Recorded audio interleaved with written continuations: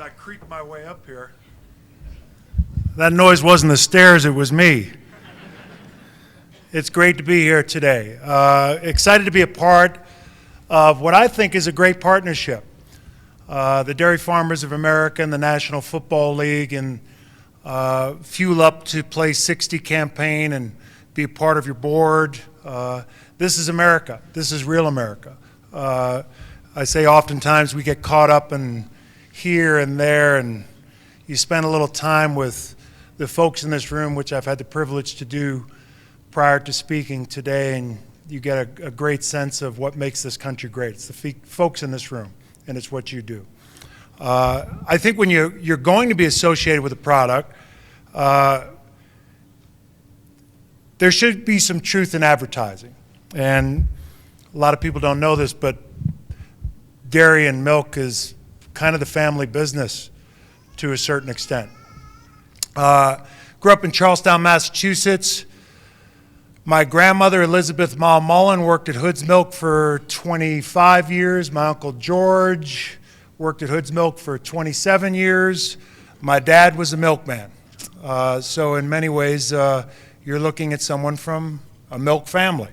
You know, it's interesting. I know the last couple of years have been challenging, particularly for the folks in this room. And nothing in my background beyond the passion that I have for your product would lend to me giving you advice on how to do your business. I think for us in the National Football League, and we talk about this on our show, it's an opportunity for people around the country who are struggling a bit, and particularly in recent years, to escape for a little bit on a Sunday or a Sunday night or a Monday. An opportunity to root for your favorite team and forget about the challenges that you're facing on a day-in, day-out basis year-round, if not for just a little bit. And that's kind of what I'm hoping to do today. Give you an opportunity to escape, give you a perspective about who I am and where I came from. As was mentioned in the video, my travels, my road to get to where I am today has been an interesting one, with many curves, many forks in the road, and been impacted by many people. Grew up in a place called Charlestown, Massachusetts. I've met some people here from New England today and some people that are from outside of Boston. Grew up right under the L train, about 500 yards from Hood's Milk. As a matter of fact, because all my relatives worked at Hood's Milk, when times were tough, we'd go down to Whiting's and steal milk there. I'm not particularly proud of it, but that's the reality of it. Grew up in a few different homes. Dad left home when I was a kid. For a period of time was homeless in town. And when you grow up in a 1 block, 1 mile square neighborhood with houses stacked on top of one another, when your dad's living in a car on Main Street, it's a challenge, particularly for a young kid. Fortunately, I had great relatives. My grandmother was a remarkable woman, the classic Irish Catholic grandmother. I mean, I could have the smoking gun in my hand, and she'd take me home, fix me a peanut butter sandwich, and say, "Not my Howard. He's not guilty." When the house got divided up and my sister and I were separated at a young age, I went to live with my grandmother and her oldest son, Mike, and his wife, Edie. Things were tough neighborhood. I don't know if you folks have seen the movie that's out right now called The Town with Ben Affleck. Is it Affleck or Affleck? Affleck's the insurance. Affleck. Well, that's my neighborhood. That's where I grew up. It was famous for 3 things. It had more bank robbers than any city in America, more stolen cars, and more unsolved murders. It was kind of the omerta, the code of silence within that Irish Catholic neighborhood. It was a challenging time for me as a kid. Didn't play organized sports, but played in the street. As I was sharing a story earlier, we played in that little patch of grass, that one patch of grass in Charlestown, which was right next to Hood's Milk at the factory over there, which bumped right up to Rutherford Avenue. So when you went for that deep out pass next to Rutherford Avenue, you were dodging cars. So you were very dedicated as a young football player. Then my life kind of turned a bit, and as it turns out, for the better, but at that time, really had no idea. Boston, if you're not familiar with it, is a very segregated area.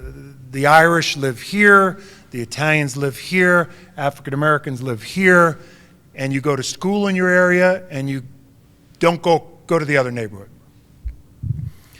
They saw fit in the 70s, I don't know if you remember the busing riots back in the 70s over desegregation. At that time, a judge made the decision that we should take a kid from this bad neighborhood and bus him to this bad neighborhood, and the kids from that bad neighborhood and bus them to this bad neighborhood, so that everything kind of looks a little more mixed up. Kind of an odd way to approach things. People didn't react well to it. There were riots, people were assaulted. Unfortunately, some people lost their lives at that time. My grandmother had 4 sons and a daughter being my mom.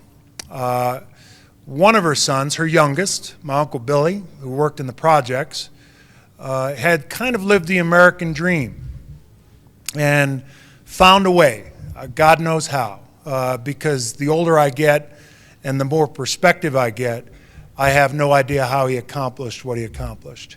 He was the first of, I think first in the family, at least of her sons, to graduate from high school. Moved out to a place called Milford, Massachusetts. And my grandmother did something that, looking back on it now, I really didn't fully appreciate at the time. She asked my Uncle Billy to take me in, get me out of the city, get me away from the busing riots. It was time to get Howie, her what I viewed as her favorite grandson, out of the city and out to maybe a better life. Once again, I'm going from one house to another house and now to another house. The one catch was my Uncle Billy had 2 kids of his own and had 2 adopted children. 5:30 every day, he got in that beat-up Maverick. And I was sharing a story earlier, when you'd ride into the city with him, on the passenger side on the floor, there was a hole about that big. So in the wintertime, that trip down the Mass Turnpike was not a real pleasant trip. But somehow Uncle Billy made it work. With the 2 kids, the 2 adopted kids, and this 14-year-old man-child who had no direction and had struggled in school and struggled socially, he took me in. Went down to the local high school, and it was at that point I'd yet to play on any kind of an organized team. I was a young sophomore at 14 years old, and this is halfway through the fall semester.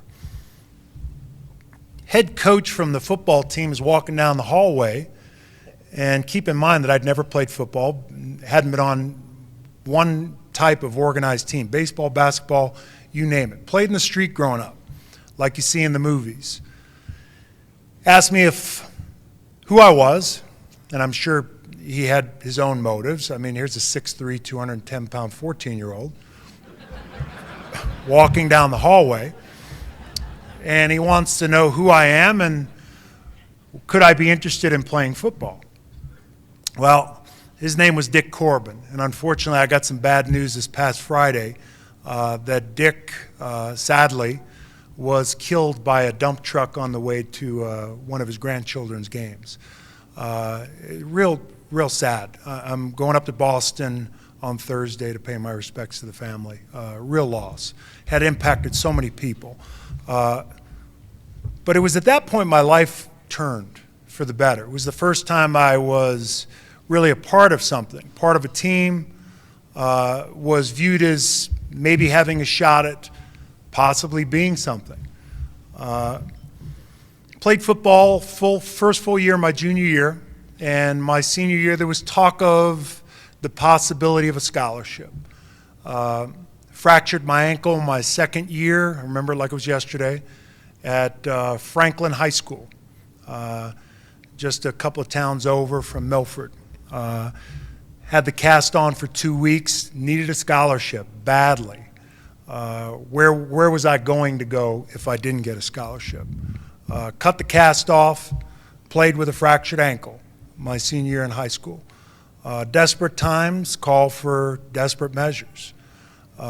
Fortunately, someone saw enough in me, and I was not a great high school football player. My description was I was like a horse that had just popped out of its mama and was all legs and arms. A lot of physical tools, but challenged. By the time I got out of high school, I was about 6'5", 220, 222. And as I mentioned, things were tough at the house. If I never see macaroni and cheese again, it will never be too soon. I think it was like, I don't know what, at that time it was like 25 cents a box, so we ate it a lot. The kitchen shut down at 5:30. I remember things that stick out in your head. Butter and sugar were very expensive at that time in the mid-'70s. We didn't have a lot of that. So I was this big person waiting to happen. 2 schools offered me a scholarship, and just so happened the 2 schools were 2 schools that made my grandmother quite happy because they were both Catholic schools, Boston College and Villanova University. In her infinite wisdom, which was vast, Mom Mullen, as we called her, thought it was best that I get out of the city. I move on. And there's a kind of a reoccurring theme here of her pushing me further and further away from the trouble spot. So I accept the scholarship to go to Villanova, go down there that summer, enroll in summer school, which, for those of you who don't know, if you're a scholarship athlete and you're of limited means, it's 3 meals a day and a bed. And you're getting some credits towards your graduation. So summer school was my best friend. I go down there that summer and they give me a meal ticket. And I kind of look like the RCA dog when they gave me the meal ticket. I said, you mean to tell me all I have to do is take this meal ticket and go in the cafeteria and I can eat as much as I want? I've never really lifted a weight. Haven't done any of that. I walked in at 220, I was a tight end. The end of that summer, I was 268, and I was a nose guard. And I'm saying I'm 268 now. What you're looking at now is what I was at the end of the summer. Villanova, for me, being a city kid of limited means, academically, socially, financially, was a real challenge. It's a good school. Classes were a challenge. I remember sitting in the classroom thinking, does anyone else not get this? Philosophy class, I still remember it like it was yesterday because the professor had such a profound impact on my life. And he didn't really know this, and he still probably doesn't. It was philosophy class, and he asked the question, and here's how kind of linear I am and how simple I am. There's a wall. Let's blow it up, let's go around the wall, let's climb over the wall, let's do something with the wall. Okay, that's how you deal with a problem. But here's the question, and I'll pose it to you. If a cow eats a daisy, does the daisy then become the cow, or does the cow become the daisy? Now I'm thinking, he's asked a lot of questions in this class that I don't get. But this one's really simple for me. So I'm going to raise my hand. It becomes cow crap. As a city kid, you know, I'm looking at it. There's the wall. We're going to go over it. We're going to blow it up. We're going to go around it. His name was Dr. Reagan. I remember, and I'll tell you why I remember him in a little bit. As I mentioned, it was a challenge. It was a challenge academically. It was a challenge socially and financially. When you don't have a lot of money, you don't have a car, you don't have a driver's license. Why get a driver's license if you can't get a car? Why get a car if you can't buy the insurance? Stayed in the dorm for Christmas break, stayed in the dorm for Thanksgiving, got to know every foreign exchange student there was in the entire school. I knew the Irish runners, I knew the South African marathon runners, I knew them all. Fortunately, met my wife there, Diane Adonisio from New Jersey. She was a classics major and pre-law. I was not. She was on the debate team. I was not. But it does help to date as pretty a gal as you'll find in school, who also happens to be #1 in her department academically. She ended up going on to USC Law School and practiced for 7 years. Matter of fact, she's on the craps tables right now as we speak. So here I am at Villanova. I'm playing at what I consider to be a good level for me. It was just right, as it turns out. We never played on television. We played in front of 4,000 people. We played teams like Delaware, VMI, the Citadel. We played smaller schools, Colgate. So it was just kind of right for me. I was growing at my own pace. But once again, there was a lot of raw, unchecked talent. I could jump out of the building and I could run a 4.68 40 and I had all the physical tools, but I really wasn't that good of a football player.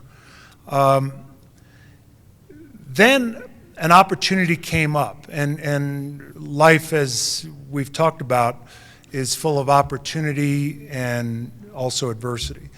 It's recognizing the opportunity and having the character to deal with the adversity. Well, a kid that I played high school football with by the name of Joe Restick, who went on to captain Notre Dame in football. His dad was the coach at Harvard. And a player had gotten injured, the Blue-Gray All-Star game, which is played down in Alabama, which I believe is now not in existence. But it was geared more towards teams that weren't in bowl games.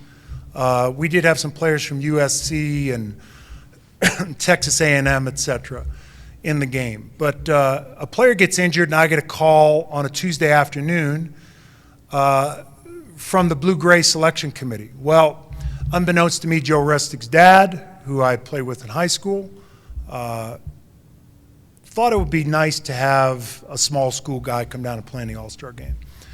And it just so happens the coach of the game is a guy by the name of Jimmy Johnson. How things kind of all connect. So I get down there to play in this game in Alabama, and I've never been south of Maryland. So for me, Alabama was different.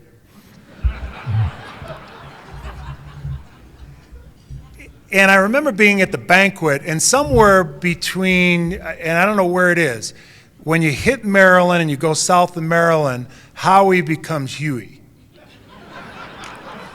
I don't know where that happens, but it happens somewhere around Maryland.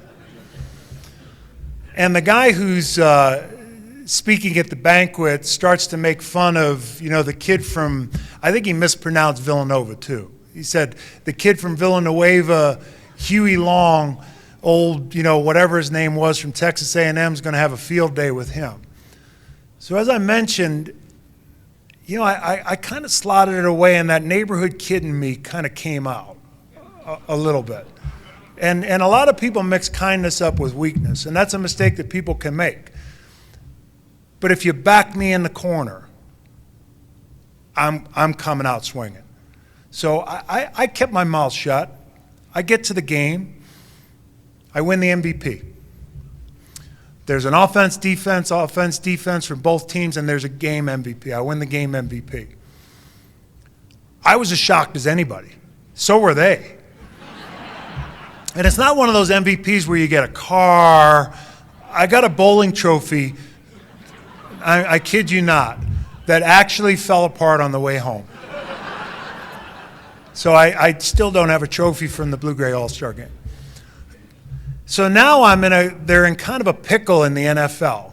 How do we handle this guy that kind of didn't really stand out on film, has all the tangible things, can run, jump, tough kid. We had dropped the program right after my senior season, which was a really difficult time at Villanova. When you're a big school guy, when you go to Oklahoma, when you go to Nebraska, when you go to USC, you schedule your pro day. So you say, on February 25th, I'm going to do all my agilities. I'm going to run my 40-yard dash. I'm going to do my bench press. I'm going to do my vertical jump. I'm going to do all that. When you go to a school like Villanova, you do all of that 48 times for 48 different people. I was sharing this story earlier. It got to the point where scouts don't want to throw your name out there and recommend you because they're tied to you. Your failure or your success is their failure or their success. I had one scout knock on my door on a Sunday morning at my dorm. I didn't have cleats. He told me it was no problem. Just run you on the front lawn of the dorm in your sneakers. No big deal. He's got his girlfriend in the car, checks my name off. He was from the Colts. I remember it like it was yesterday. Our facilities were so sparse at Villanova, once the winter hit or if it was raining outside and you had to run a 40-yard dash, the gymnasium that the team played basketball in was so small that you had to start your 40-yard dash in the hallway. I kid you not.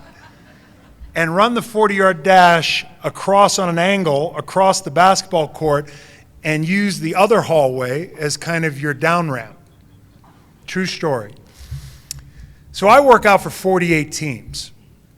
Teams aren't sure what to do with me. No agents had spoken to me at the Blue-Gray game. People were assuming I wouldn't be drafted. Or if I were to be drafted, I would be drafted late.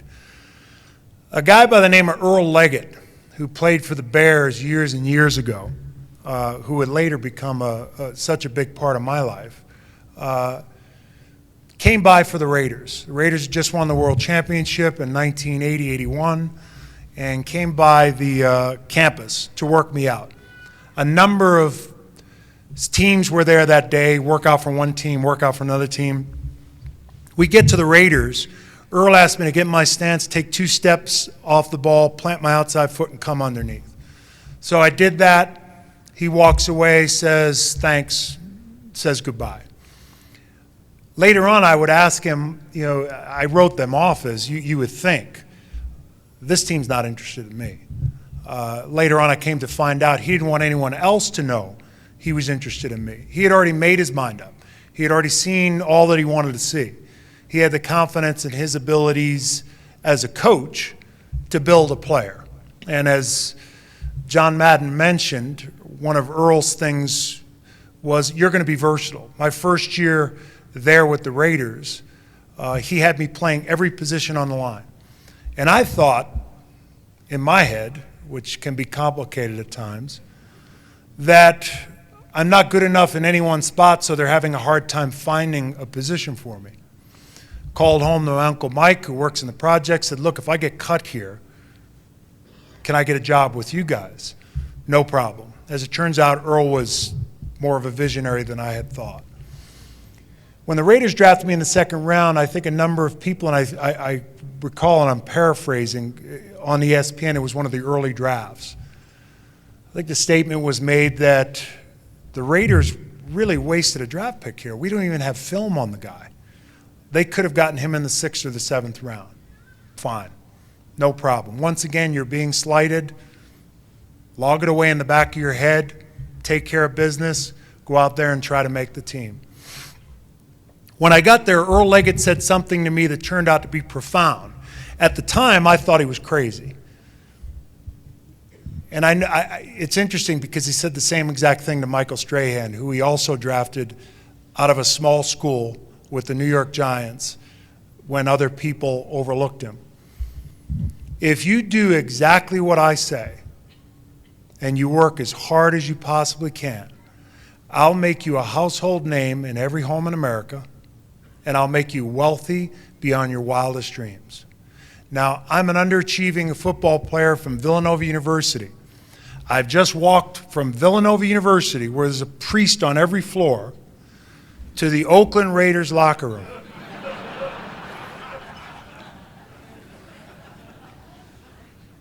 Two guys are smoking Salem lights and playing cards in the locker room. I kid you not. This was the NFL that I walked into. Earl turned out to be more prophetic than I could have ever imagined. He took me to places physically, emotionally, and mentally that I had never been and could never have imagined myself getting to. The 13 years that I spent there were special. Being a part of the National Football League, once again, special. Having the opportunity to win a world championship, special. It doesn't come without adversity. When I chose to retire at 34, I'd already had 9 operations. I've had 2 since, and I have 2 or 3 on deck, waiting. There's a price to be paid, as you know, has been highlighted in the last week on virtually every football show chronicling big hits in the NFL. The game is bigger, stronger, faster than it's ever been. At the end of my 13 years, I walked away with a peace of mind that I think most players don't have the opportunity. The really good ones do. Because the really good ones don't leave anything on the table.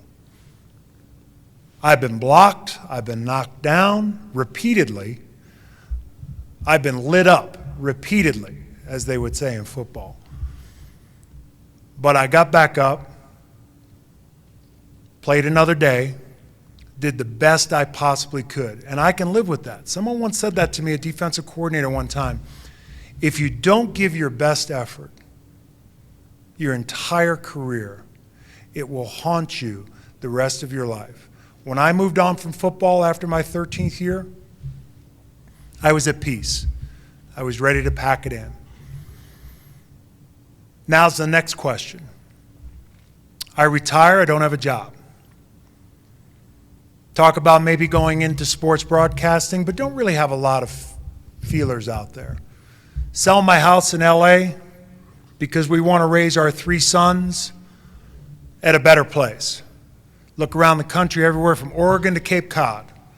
Pick Virginia. Why, I don't know. My wife liked it. It was a nice house. She bought it while I was on the road working. Like most decisions. A week after getting there, I find out I've now got a job in LA. So now I'm working with Fox Sports. So now for the past 17 years, I've been getting on an airplane every Saturday, flying to Fox, doing my show on Sunday, flying back to Virginia on Monday. I have the good fortune of being a part of what's been the #1 show on sports television for pregame shows for 17 straight years, including this year. Work with a great group of guys. Jimmy Johnson, who took a little sabbatical somewhere in the middle there to go coach the Dolphins and make a couple $1 million, came back to us, realized the error of his ways. Worked with JB for a number of years. He's now with CBS, now with Kurt Menefee. And Terry and Michael Strahan, who once again was also brought up by Earl Leggett as a player. Terry is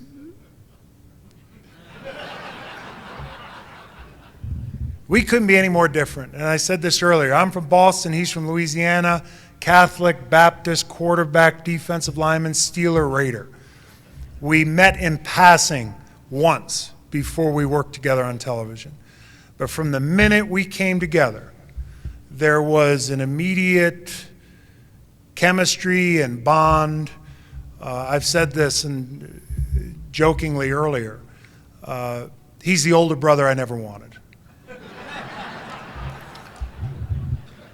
We've had a ball.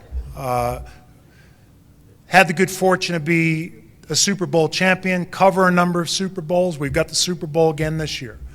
But as I mentioned, for me, the journey was a lot longer and a little bit more complex than I think people might know. They know me from television, they know me from football or selling trucks, or as I mentioned, the guy that wasn't married to Terry Hatcher in the Radio Shack commercials.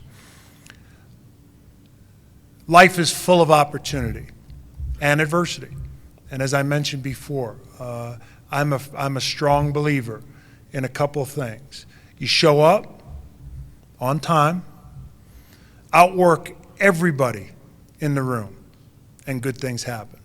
I always tell my kids that. I'm a firm believer in it. Times have been tough over the last couple of years across the country, and in particular for the folks in this room. You just have to hope and pray they're going to get better. I think this association with the NFL is a tremendous association. We were talking about it earlier that this is the only group that has sole licensing for every football team. I mean, there's a Pepsi team, there's a Coke team, there's a Chevy team, there's a Ford team. When you talk about the dairy farmers have the monopoly on the NFL and the Shield and the resources that come with it. And that's been implemented on a state basis, a local basis, by local teams. And there's going to be some involvement with NFL alumni. I'm extremely proud to be on board. And as I mentioned, it's a slam dunk for me because I love the product. As I said earlier, and I know those who are detractors of milk and dairy products, if drinking milk is wrong, I don't want to be right. So now what I'd like to do is, now that I've kind of, hopefully I didn't bore you to death and told you a little bit about my journey, I want to open it up to some questions that folks might have. Yeah? You mentioned about, going through your career and not feeling bad about, not wanting to be able to look back and feel bad if you didn't give it your all. How do you think Randy Moss is going to view that? Randy Moss is a skill guy. If we were cars, I'd be a truck, I'd be an SUV, maybe a mid-size SUV, like a Tahoe. Not a Suburban, a Tahoe. He would be, more of a sports car. We're different positions. I can't pretend to understand what it's like to play wide receiver in the NFL. The closer I was to the ball, the happier I was. The air gets real thin out there. I like it. I don't need my glasses to play football. I don't need to know the color of your eyes. All I need to know is that I'm hitting you. So I never ran a 4.3 40. I never had that kind of ability. And the funny thing is there were always people that had more talent than me, had more ability, but what can I control? I'm going to show up on time. I'm going to outwork everybody. Randy Moss has to make his own piece. Been a great player. A great player. Who knows? I don't know what goes on in Randy Moss' head. Yeah.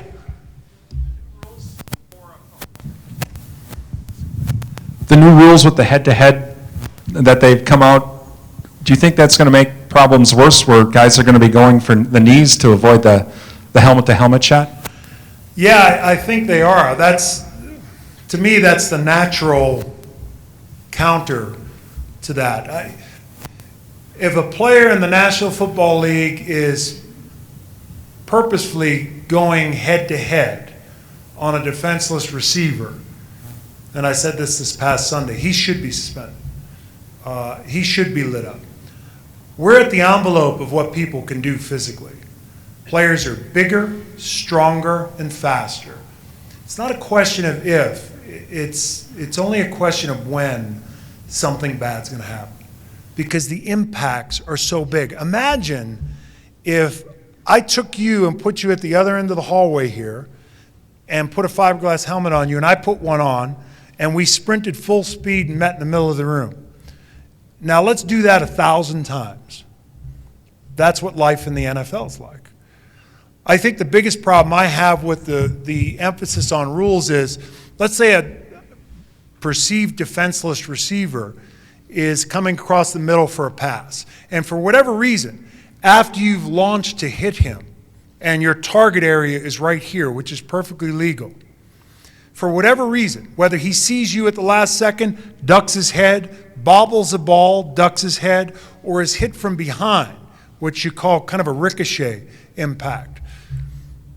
Now, instead of hitting that player in the chest, you're hitting the player in the head. I don't think you can change that, and I don't fault a player for that. I fault a player, the Merriweather hit from New England, slam dunk. Give him a week off. That changes everyone's perspective. Because as you see in this year, in this season, so many teams are bunched together. It's anybody's year this year. Who's the team? Might be the Kansas City Chiefs. Who knows? So it's tough. I think he's walking towards someone with a mic. Yeah. Howie, you played on some great Raiders teams. What was the biggest character on the Raiders that you played with? Whew, we had a bunch.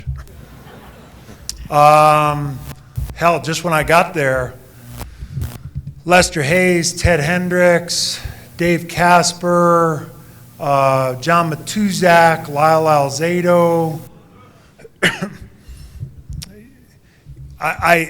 I knew I wasn't at Villanova and that we weren't playing Delaware. It was a colorful locker room. It was a different time in the NFL. You think about it, in 1981, you had your three major networks. You had ESPN was a few years old. There was no satellite television to speak of. Al Gore hadn't invented the internet yet. And I got my news about the West Coast, or you got your news on the West Coast about the East Coast through AP and UPI. Now, you do something good or bad, you could see it 500 times before you go to bed. I don't know that team would survive in today's media world. Yeah. Howie, would you help by maybe giving him a hair transplant so he looked good on TV too? Who's that? Terry? Terry Bradshaw? It's complicated. He's, God bless him, I love him. He's a handful. I've been through, I think, 2 of his divorces. I'm not sure, maybe 1. The last one was tough. Yeah. Howie, I am curious if there's any love lost between you and a certain member of the Sullivan family that once owned the Patriots after a playoff game in the 80s. Yeah. How close did you come to committing a felony that day? Well, it all happened so quickly. What he's referring to is we had played the Patriots in the playoffs out at the Coliseum, and the Patriots won. And during the game, there was this little guy running up and down the sideline screaming at me the whole game on the Patriots sideline. And I'm thinking to myself, who in the hell is that? Some drunk got on the sideline, or he's a booster or a sponsor or something. I didn't know who the hell he was. And you gotta remember, I'm 30 years old at the time, so I'm wired pretty tight still, And so we're starting to walk off the field towards the tunnel, and there's a long tunnel that goes up to the locker rooms at the Coliseum. And the guy that's been yelling at me on the sideline walks up to me and cuts me off and now he wants to be friends. And I don't want to be friends. We just lost. You've been yelling at me the whole game. Come to find out, as he tells me, he says, I blow him off. I say, you know what? I don't want to talk to you. He says, well, you don't know who I am. I said, no, who are you? He said, well, I own the Patriots. Now it dawns on me really quick in my head, because I'm from Boston. I know who owns the Patriots. Mr. Sullivan, Sr. I turn to him and I say, I thought quite eloquently, you don't own anything unless your old man died last night.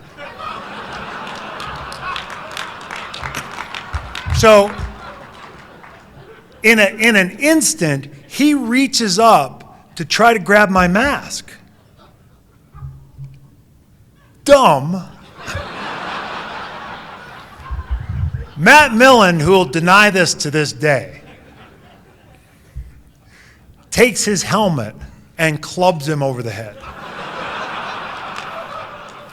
Matt thought he was a drunk from the stands who was trying to get me.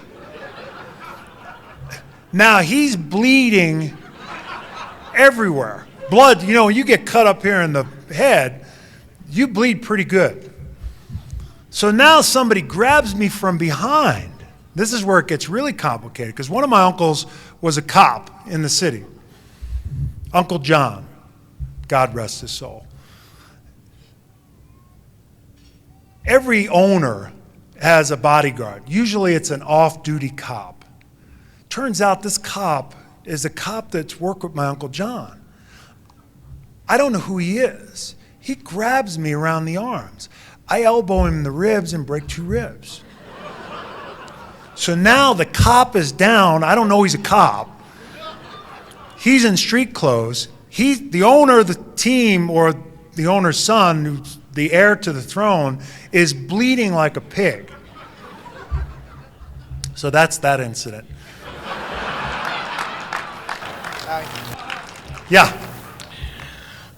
I am married to a die-hard Lions fan. Is there any hope for God him? bless you. Thank you. It's been 39 long years. I'm going to be honest with you. I told someone this earlier who's a Lions fan. I think the Lions are headed in the right direction. I really, So there's really hope do. for the Lions? Yep, very Then much. there's hope for him too, huh? I can't speak for him. I don't know him.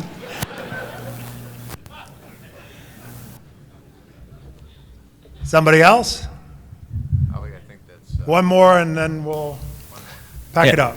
Howie, I was a big Raiders fan when I was a kid, and I just wondered what Al Davis was like behind the scenes. You know what? This is a really simple answer.